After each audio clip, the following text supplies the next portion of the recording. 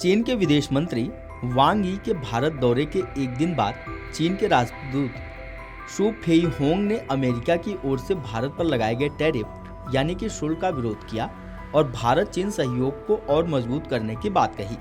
राजदूत शू ने कहा कि अमेरिका ने भारत पर 50% तक टैरिफ लगाया है और इससे ज्यादा की भी धमकी दी है।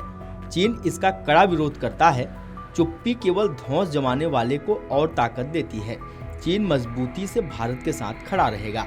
उन्होंने यह भी कहा कि चीन एक तरफा व्यापारिक दबावों के खिलाफ भारत के साथ खड़ा है।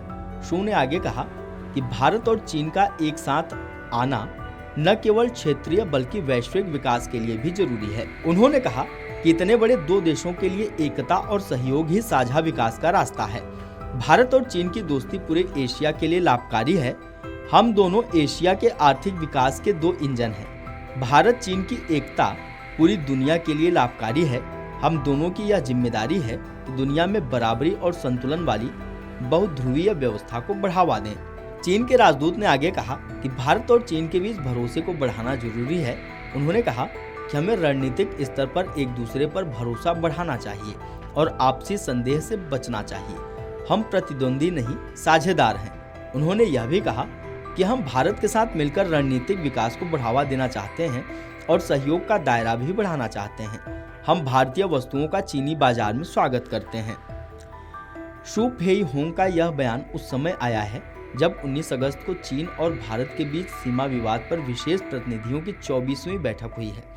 इस बैठक में वांग यी और राष्ट्रीय सुरक्षा सलाहकार अजीत डोभाल शामिल हुए।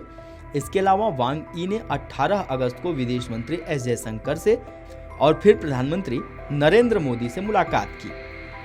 शू ने कहा कि इन वार्ताओं में दोनों पक्षों के बीच 10 महत्वपूर्ण सहमतियां बनी हैं।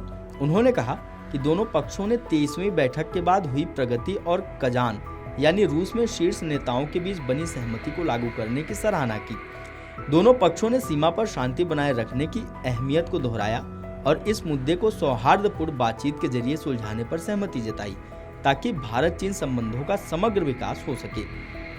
आपको बता दें कि भारत और चीन के बीच लंबे समय से ठप पड़ा सीमा व्यापार फिर से शुरू होने जा रहा है। एशियन डेवलपमेंट बैंक और विश्व बैंक का अनुमान है कि व्यापार बहाली से शुरुआती चरण में दोनों देशों को हर साल 5 से 6 अरब डॉलर का लाभ होगा।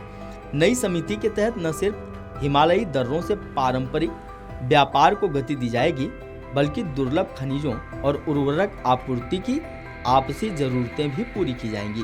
विशेषज्ञों का मानना है कि यह कदम टैरिफ दबावों विशेषकर अमेरिका की संरक्षणवादी नीतियों के बीच भारत को बड़ा राहत कवच देगा। Video desk amarujala.com। अगर आप ये वीडियो YouTube पर देख रहे हैं तो हमारे चैनल को सब्सक्राइब कर बेल आइकन दबाएं और Facebook पर देख रहे हैं तो हमारे पेज को लाइक करें।